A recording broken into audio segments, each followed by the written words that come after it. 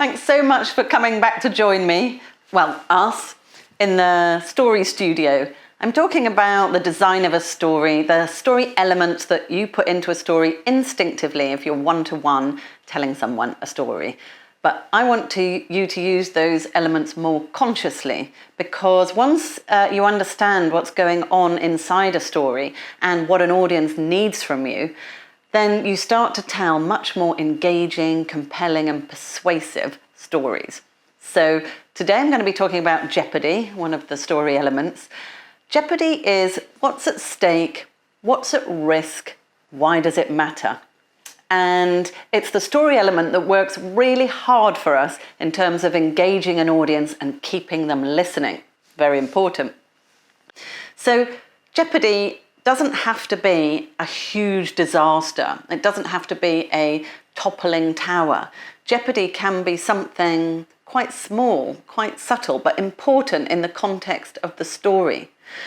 And the reason why audiences are so interested in Jeopardy is it's like our lives. We spend our whole lives sorting out problems, resolving issues, overcoming hurdles. That is what life is all about. And so we're really interested to see how other people are going about it and hear how they might have done it.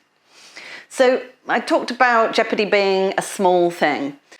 I want to talk to you about the story I told you. So right at the beginning, I told you that my career hadn't been going so well, that I was thinking of maybe doing something else. So straight away, that changes the story I'm telling from just one about a show being developed to you understanding that it's the difference between, am I going to stay in television? Will I make my mark this time? It's a much more personal story.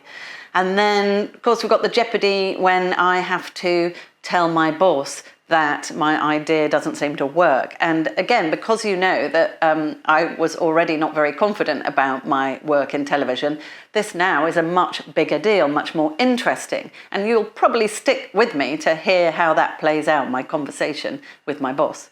And then there's this third Jeopardy, which is at the end of the story. We've got this pitch. We know that's coming, and you hopefully want to know, did it play out? Did we get commission first time? What happened there?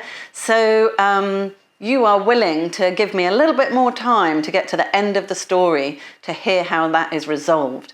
So Jeopardy helps us listen from the beginning because we understand it's important. And it keeps us listening because we want to see how each bit is resolved. And as storytellers, we unfold that Jeopardy slowly to keep our audience listening, because we know if we blow it all at the beginning, they might leave us. So how can you use Jeopardy a bit more consciously? Well, when you're telling a story that's looking back on a project, you want to communicate the success of something that was achieved.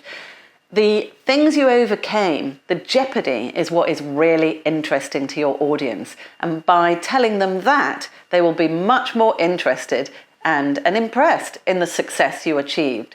So have a good think. When you're telling stories about success, have you really put in the Jeopardy? Have you given that reason for the audience to care about the success that's coming? So that's Jeopardy. And next time I'll be looking at strong starts and definitive ends. Thanks.